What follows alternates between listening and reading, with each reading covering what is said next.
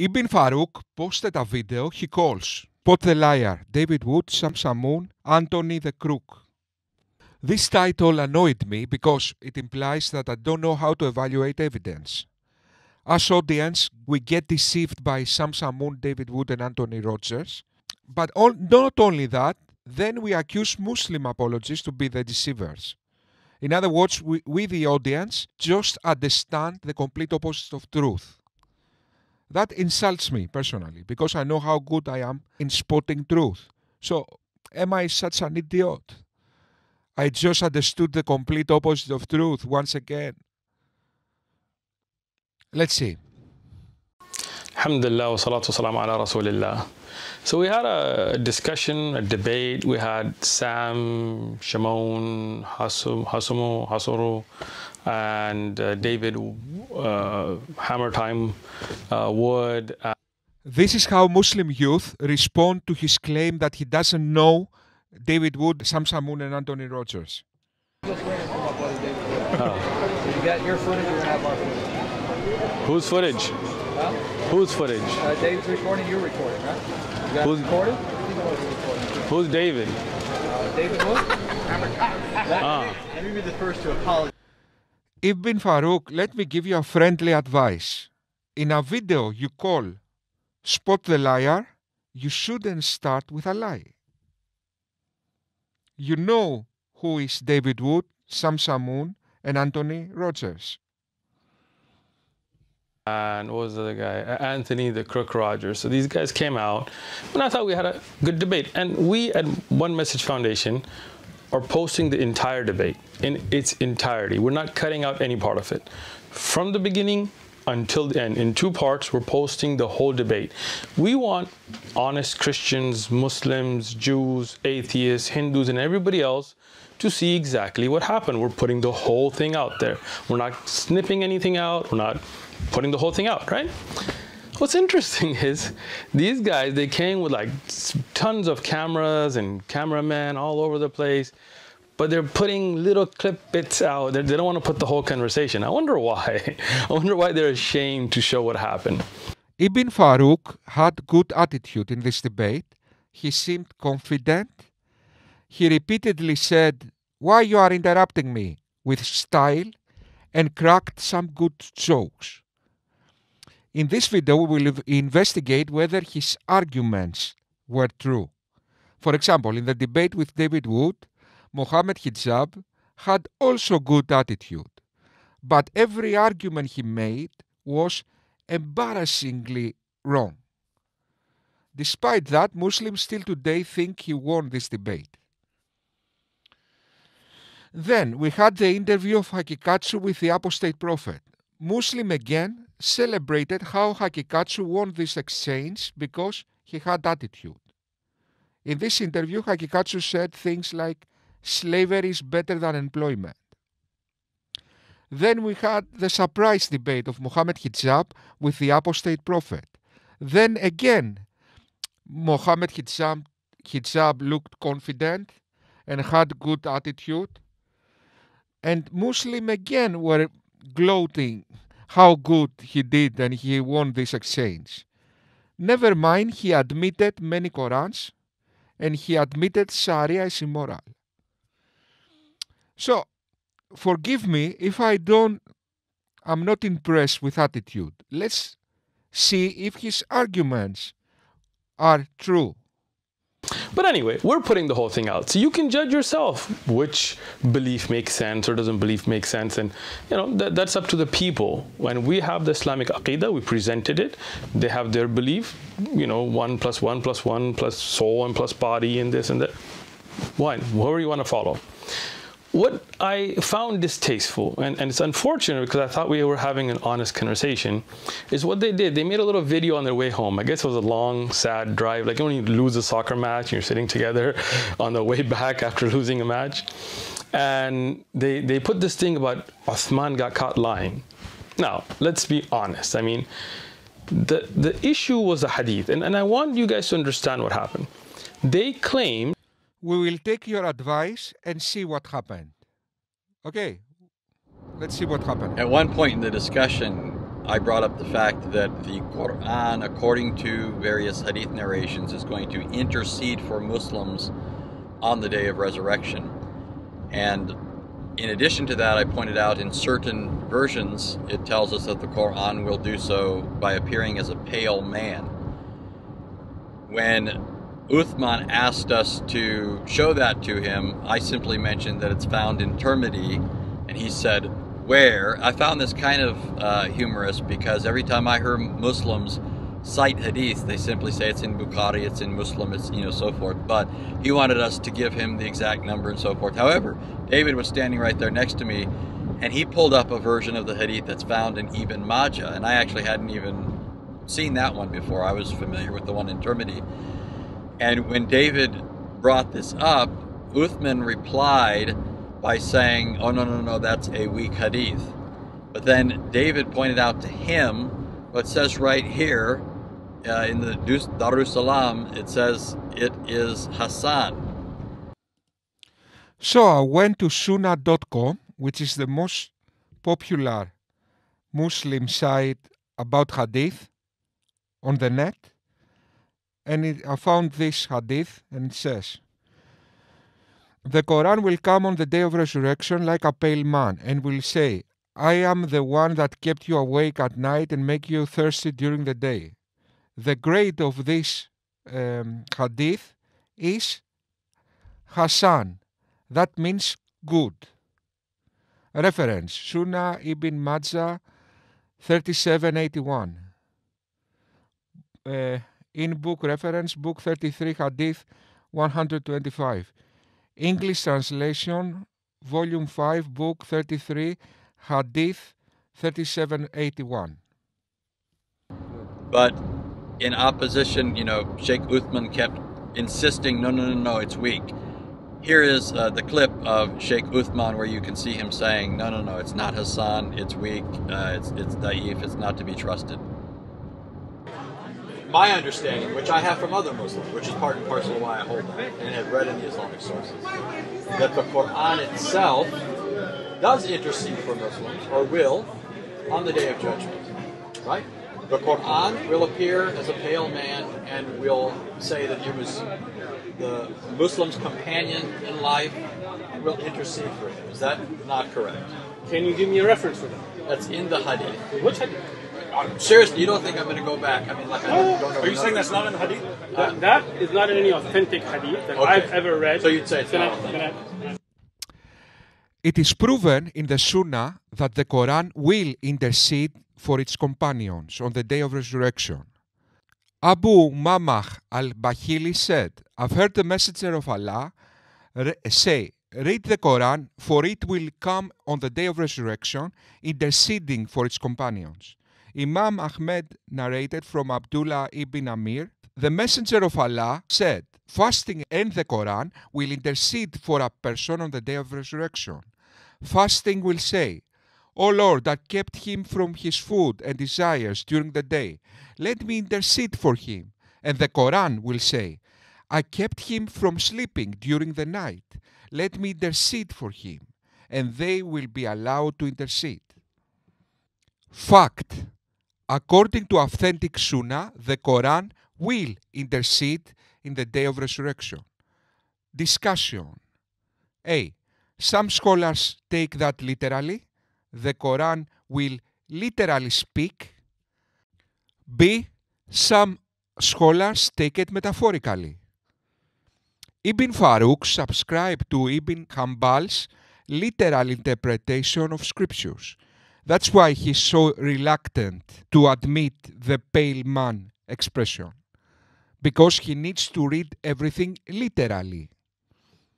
Ibn Hanbal was a scholar in early Islamic history that began the movement that we now call Radical Islam, in opposition to the Mutazilites, the rationalists, that thought critical thinking should be applied when interpreting Islamic scriptures. Ibn Hanbal preached critical thinking should be completely absent when interpreting Islamic scriptures, and he began all the problems we recognize now with Islam: terrorism, opposition to science and development, oppression of women, jihad, martyrdom, etc.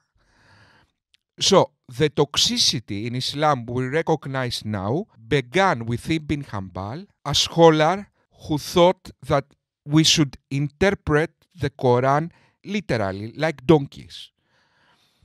Ibn Farooq, because he has to interpret the Quran like a donkey, literally, without a shred of critical thinking, that's why he's so reluctant to admit expressions like the Quran will appear like a pale man. And you call this as a debate, you spend the time talking about, do you know what ilmul kalam? Like what? Do you know what ilmul kalam? And when Anthony, he said to you, it's philosophy, you said to him, like what? You are wrong. You do not know, don't you? You idiot donkey. Sorry for insulting donkeys. Isn't this is your scholar saying that ilmul kalam is philosophy? Oh, you know what? I think you know better than him. I mean, you are higher. I mean, come on. Look, first, I will prove you that he is higher than you. His beard is longer than your beard. And he lives in Saudi Arabia, so he do not need to compromise. Hey, Sheikh, what is ilmul kalam? Anthony Roger, he said it is philosophy. What say you? حكم في البخاري بأن يجلد الذي يشتغل بعلم الكلام ويترك ايش الكتاب والسنة. علم الكلام مقدمات فلسفية. علم الكلام مقدمات فلسفية. It is nothing but a philosophy introduction. So when you idiot, you say to Anthony Roger, who is not a Muslim, he don't speak Arabic, and he should not have even a knowledge about it. I mean, this is not his field. And you say to him, you laugh at him, and you say to him, I know this is coming. You don't speak Hebrew, and you don't speak Arabic. And Elijah is God with us.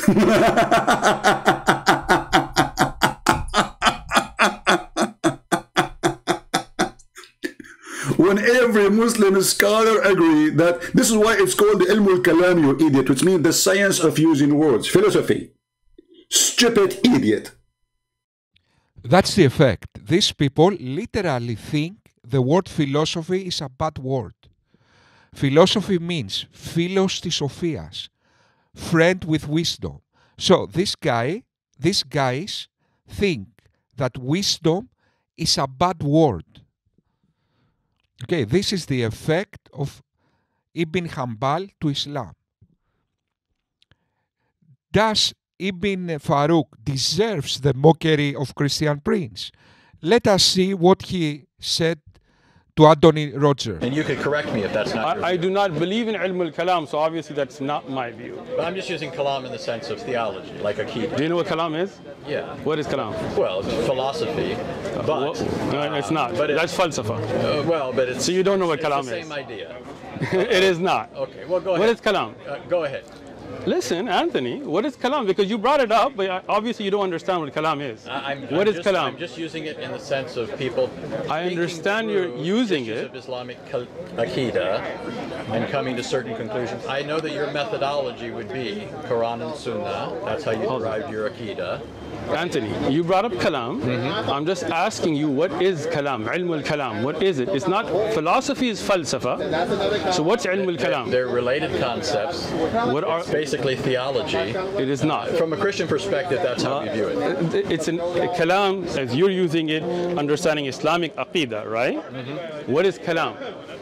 But that's what I'm telling you. You don't know. He's saying that's how he's using it. Okay, I got you. So let me explain it to him now. You go ahead. Anthony, you good? All right. So, philosophy is called falsafa. That's basic philosophy. Kalam is use of certain Greek principles, not philosophy in general, understand? In the use of understanding aqaid, and this is something that was brought on by the Asharis. And that is the clash of civilizations, right there. The Western civilization that we now call the human civilization. Okay, the human civilization that is based on critical thinking and ancient Greek philosophy, And on the other hand, we have the Islamic civilization that is based on superstition, revelations, and a literal interpretation of Islamic scriptures. For example, when Muslims want to know something, they don't think. They say, what Muhammad did in this case. You see the difference? So now these people want to replace the Western civilization, the human civilization, because now the Western civilization is the human civilization. What we see around us, in other words. They want to replace that with the Islamic civilization. Some kind of, before the Enlightenment, before the Age of Reason. That's another species, my friend. The human species won't think. We will just follow like ants, like bees. We'll just follow like bees, whatever Muhammad said. I have a problem. What to do now? Let's not think. Let's open a book. What Muhammad did. That is what you want to do, eh? Okay, now guys, we recognize the source of all the problems in Islam. That is the source. Oh, that's fine. If you say it's not authentic, hold on, take it easy. So, to say the Quran will appear as a pale man, and what did you say it would be with the Quran will intercede for Muslims, and will say that as a pale man. Well, that's in a Tirmidhi hadith, for example. Let's I can look for it. Let's look for it. No, hold on. Because see, I like to discuss on evidences. So, can I find a hadith in a Tirmidhi that says the Quran will be a pale man? Let's just find that, and then I will explain from there. The issue was a hadith, and I want you guys to understand what happened. They claimed there was a hadith in a Tirmidhi. Jami' al-Tirmidhi is a book of hadith written by Abu Isa al-Tirmidhi that said that the Quran will come on the Day of Judgment in the form of a pale man and intercede for its reciter. Now, the hadith, I told them, and this was, again, I wasn't prepared for this, I was just there, and they brought this up, they had looked it up, whatever, I had not. They brought it up. But at that time, because I've taught hadith, and I have a master's degree in hadith, I knew that hadith is not in Tirmidhi, and I told them this is not authentic hadith, and this is not in a Tirmidhi. Uh-oh. It's not in Tirmidhi. Okay, continue. I will make a comment about that, and then people will die laughing at you. And you'll see them in the video on their phones, they're trying to find it, and they cannot, because it's not in a Tirmidhi. They were lying. This is a lie. Maybe they did it out of... maybe it's a mistake. Oh no, they are lying, my friend. Lying. First of all, Abdul, does it really make a difference if it's a Tirmidhi? I mean, all your books is garbage. And you yourself, you just admit it. You just said it's daif. Christian Prince is right in this one. Like it makes any difference. The science of hadith is a joke. Okay, it's a form of broken telephone. It's a joke. Hadiths are urban myths of Arabia. This is what are the hadiths. The method you have to authenticate the hadith is a joke, my friend. But let's continue. Which means you are saying to us that it doesn't matter what book, our book is boo-boo. Boo-boo? I cannot use the word shit in YouTube. That's not right. Let us say it. So, guys, you will think Christian Prince is insulting these people.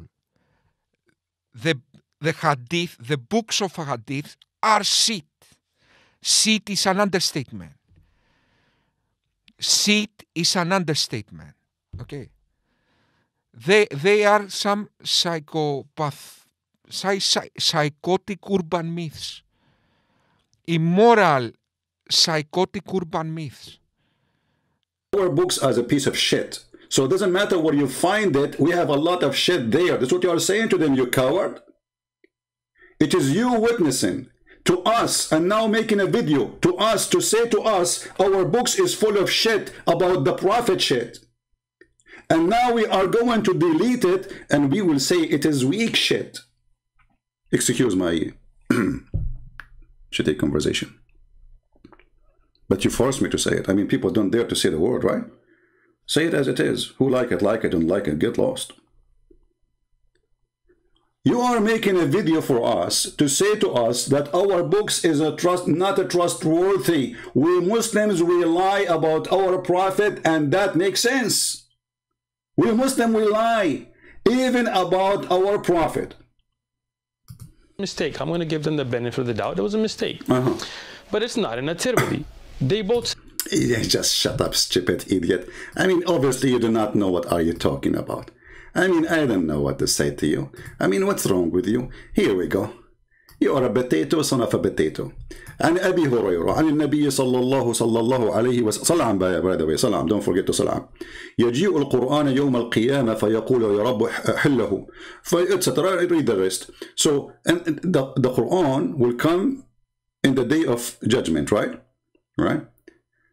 Here, At-Tirmidhi did not mention the word man. He mentioned that the Quran will come and he will be a lawyer to you and he will defend you. And this is what they are saying, that At-Tirmidhi ذكر بعضه, which means he mentioned part of the hadith. And this is the reference. You are a donkey and you are an idiot. There was a hadith in At-Tirmidhi. Jami' At-Tirmidhi is a book of hadith written by Abu Isa At-Tirmidhi that said that the Quran will come on the day of judgment in the form of a pale man and intercede for its reciter. Now, the hadith, I told them, and this was, again, I wasn't prepared for this, I was just there, and they brought this up, they had looked it up, whatever, I had not. They brought it up. But at that time, because I've taught hadith, and I have a master's degree in hadith, I knew that hadith is not in Tirmidhi, and I told them this is not authentic hadith, and this is not in a Tirmidhi. And you'll see them in the video on their phones, they're trying to find it, and they cannot, because it's not in a Tirmidhi, they were lying. They didn't lie, just in Urtumudi, it didn't have the whole hadith. It didn't mention the pale man. That is what happened. But then they gave you another hadith. You lied when you pretended, there isn't any hadith like this. Then you admitted you were lying initially when you said, it's a hadith, it's not authentic. Okay, so first you pretended like there isn't such a pale man. Pale man. No. It's weak. So, why all the pale man? When you knew there is a hadith referring to the Quran as a pale man. This is a lie. Maybe they did it out of mistake. I'm going to give them the benefit of the doubt. It was a mistake. But it's not in a Tirmidhi. They both said it is. Here, you can hear it. That's in a Tirmidhi hadith. That's in a Tirmidhi hadith. I know it's in Tirmidhi, but first. Uthman asked us to show that to him. I simply mentioned that it's found in Tirmidhi, and he said, "Where?" I found this kind of humorous because every time I hear Muslims cite hadith, they simply say it's in Bukhari, it's in Muslim, it's so forth. But he wanted us to give him the exact number and so forth. However, David was standing right there next to me, and he pulled up a version of the hadith that's found in Ibn Majah, and I actually hadn't even seen that one before. I was familiar with the one in Tirmidhi. Now, both of them claimed it was in a Tirmidhi. I'm challenging them. I have a Tirmidhi here, they can get it. Find the hadith that you claim is in a Tirmidhi, and it's not there. So you are not telling the truth. Here, At-Tirmidhi did not mention the word man. He mentioned that the Quran will come and he will be a lawyer to you and he will defend you. And this is what they are saying, that At-Tirmidhi ذكر بعضه, which means he mentioned part of the hadith. And this is the reference. You are a donkey and you are an idiot. قال رسول الله يجيء القرآن يوم القيامة كالرجل الشاحب. The Prophet of Allah, he said, the Quran, he come to you as a pale man, and the rest of the hadith. And then read with me. Abdul potato قلت عند الترمذي بعضه. Do you see it? The Tirmidhi have part of it. Urtumudi made a reference of the hadith. He just made the reference and he didn't mention the pale man. He said it with his own words and said, I made a reference of the hadith. And he described it with different words. So Urtumudi did mention the hadith. He just made a short reference and said, in this hadith, the Quran will intercede for you, and underline it says, this is a reference to this hadith. Okay. Now, please continue. That's the next is the actual lie, because they gave you another hadith. It's okay. I give them the benefit of the doubt. It's a mistake. But what happens is then they claim that I was lying, or I got caught lying, because I told them that this hadith had da'f. It was weak. Now, this is where I really want their viewers to pay attention. This is their academic standard. They can't claim as if they have this knowledge. Sam thinks he knows Islam, and Anthony and David, they don't know. They're Google scholars. This is the extent of their knowledge, is Googling. That's what they were doing, Googling the hadith. They don't, so you see these books, this is what we study. I have a master's degree in hadith. So what they did, they Googled a random site, and when they found a site that said, they mentioned the hadith, even though they admitted that was in Ibn Majah, they were wrong about it being in a Tirmidhi. They were like, oh, it's Hasan, it's reliable, and you said it's da'if. Not understanding the science. I have a I do takhrij work here, right? I check hadith. Now that hadith that they mentioned from Ibn Majah, you see the video, he says from Ibn Majah. Here it is on your screen. The hadith is in fact da'if. I know because I taught Aqidah and I taught this hadith. Now, here it is in your screen. Look at the coward. What he posted in the screen, he did not post the book of Ibn Majah. Zoom in. Potato, liar, fraud. This is not the book of the hadith. This is a book written by Al-Albani, a guy, he just died a few years ago. It's called Da'if Sunani Ibn Majah. Why you don't show us Ibn Majah book where it says it is Da'if?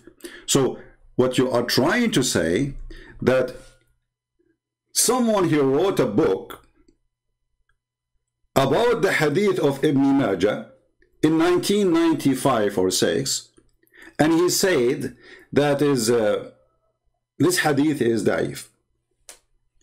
And look what he showed us in the screen. Da'if. Do you know why he cut it off? Because he is a coward and he is a dummy. He thinks that nobody knows Arabic. And he is going to speak only to David Wood and Sam Shamoun and Anthony Roger. They don't speak Arabic. Where is the rest? Potato. This is what it says in this book, which means even in this book you were not honest and you are a coward.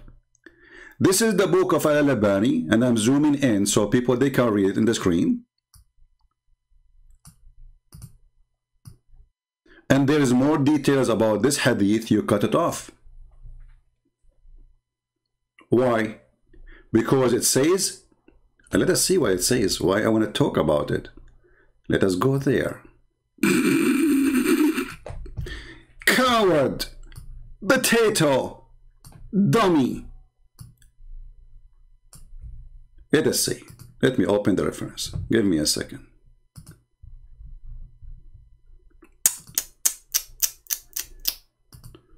Oh boy. Oh mommy. I want every Muslim who is listening to check the reference we are going to show on the screen. But we will find it. Just wait, give me a minute. Yeah, here we go. This is the book which he is quoting for us, this potato. And this is what he quoted for us in the corner.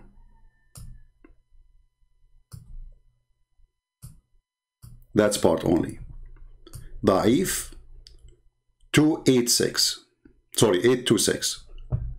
And this is exactly what is here in Arabic. 826. Da'if.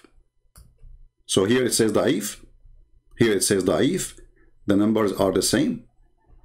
But he cut off the rest of the hadith, where the hadith says يحتمل التحسين. And it is possible to be accepted as good. Right next to it, coward.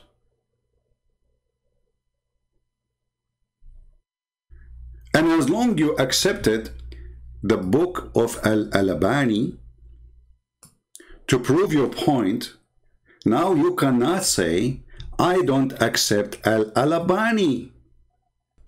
And listen, you donkey, this is Al-Albani.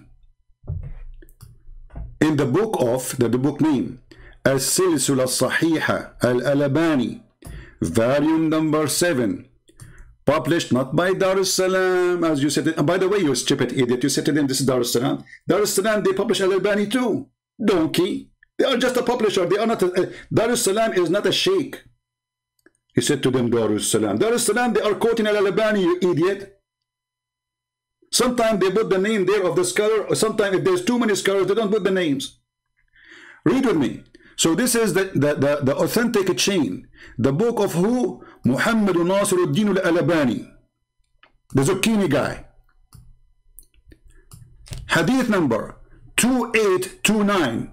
Sahiha. Sahih. Should I shout lower more? What he said about it? يجيء القرآن يوم القيامة كالرجل الشاحب يقول لصاحبه هل تعرفني?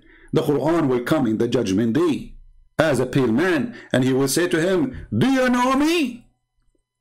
So now you, Abdul, as long you agree that the one who can judge between us and you is Al-Albani, who Al-Albani is saying it's a sahih.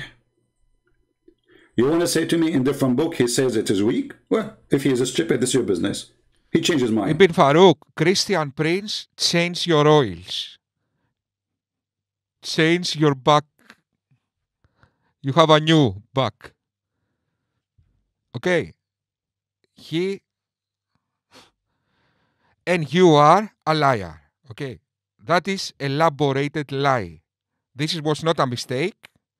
This was you cutting out stuff. This was you taking a scholar from 1992 that give a reference to the other scholar and pretend it's weak, although the other scholar says it's strong. Then he went to the other scholar and it says, and he says it's strong. So that was a lie. And you thought of this lie. You cut and paste. Okay, so we spotted who is the liar. Ibn Farooq. Okay, Muslims, now that we know that this is an authentic hadith, Ibn Farooq, with all this conundrum, he practically admitted that this doesn't make sense in a literal interpretation. Okay, so, but then he lied and he claimed that it's not an authentic hadith. What do you do now that we know that it's an authentic hadith? What do you do now? When he already admitted that there is a problem there, what do you do now? Okay. Thank you very much.